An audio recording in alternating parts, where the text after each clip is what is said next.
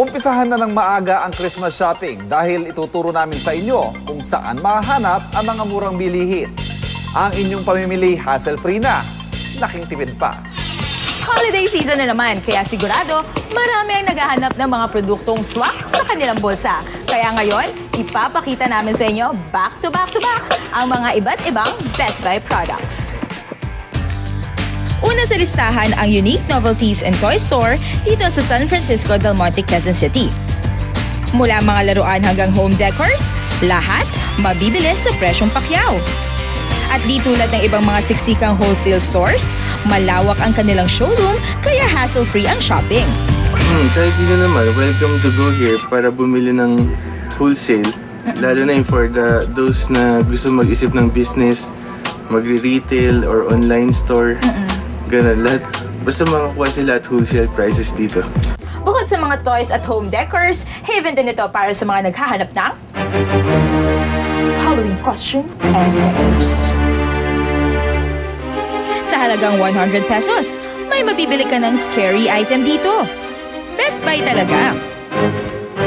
Usong-uso ang mga masquerade balls tuwing Halloween. So kung gusto mo maging in, dito makakapili ka ng iba't ibang Mardi Gras masks. Halloween hats ba ang hilig mo? Etong mga sayo.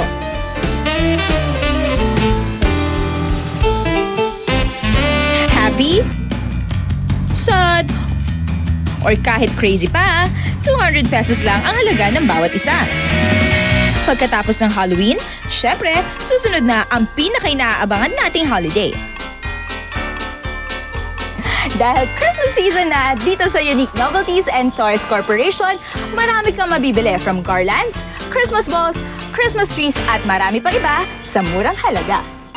Tiyak na magiging merry ang Christmas ninyo sa sangkatutak na Christmas decors na pwedeng pagpilian. Damang-dama na talaga ang Christmas season dito dahil pati mga Christmas trees naka 20% off. Bagi! At para naman mapuno ang ilalim ng inyong Christmas tree, syempre, kailangan mamili na regalo. Kaya pili na!